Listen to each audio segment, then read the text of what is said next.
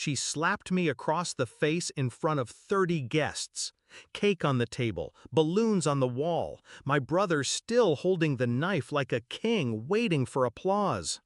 I said, she hissed, "Give him the penthouse." My cheek burned, my chest didn't move, but I smiled, slow, quiet, and I looked at her, really looked, because that was the last time they'd ever see me. I used to believe I was born to prove myself, not to the world, to them. My mother with her cold eyes and colder praise. My brother, Julian, born 3 years after me, but treated like royalty since day one.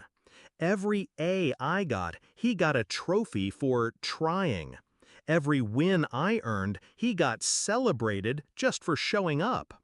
I paid my way through college, business, finance, real estate, all while they lived in the house I bought, driving the car I paid for. Julian couldn't keep a job longer than 6 months, but Mom said he was still finding himself. I found myself too, in a penthouse suite overlooking the skyline. Marble counters, private elevator, my sanctuary, my reward. But to them, it was just extra space for Julian's transition into manhood. The birthday invitation came handwritten, family dinner, no excuses. I showed up out of habit, not affection. The moment I walked in, I knew something was off. Julian's friends were already calling him the new king of the tower. One of them even clapped me on the back and said, "Heard you're finally sharing the wealth."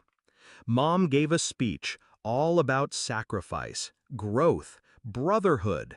Then she said it. Said I'd agreed to let Julian move into my penthouse. That it was just gathering dust anyway. That Julian needed to feel like a man.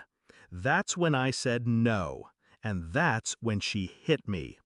I didn't say a word, not then. I just stepped back, fixed my collar, smiled, and left. But in my head, something locked into place. It wasn't anger, it was clarity. They didn't want a son, they wanted a donor, and I'd been paying all my life. I started with silence, stopped answering calls, blocked numbers, changed my email. Then I cleaned house. I sold the penthouse quietly, legally. The same week, I terminated the joint bank account Mom had access to. The utilities she forgot to pay, gone. The lease she thought I'd renew for her, canceled. I let her find out when the notices came in. Julian called from a borrowed phone. "Bro, what the hell's going on?" I didn't answer. He texted me a photo of the penthouse. Empty. Where's my stuff? I replied with one word. Sold. He didn't know I owned everything in there, down to the silverware. He called me a monster. I didn't care. I was just getting started. Then I reached out to my lawyer, had him draft a formal debt recovery notice. Turns out every loan I gave them over the years, tuition, car payments, bailouts, I'd documented. They thought it was generosity. It was record-keeping.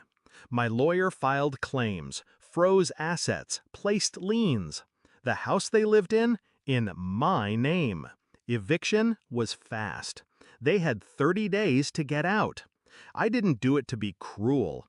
I did it to cut the cord, to stop the bleeding, to finally choose myself. A month later, I went back. Not to reconcile, just to see. They were packing boxes. Mom looked older, smaller. Julian wouldn't meet my eyes. I handed them both envelopes, not checks, letters. To Mom, I wrote, "I spent my life trying to earn your pride. I've stopped trying." To Julian, being a man has nothing to do with where you sleep. Figure it out. Then I turned around, walked out, didn't look back. Now, I live in a smaller place, cozier, quiet. I cook my own meals, wake up without noise, breathe without guilt. I still get calls from old family friends, from cousins trying to mediate.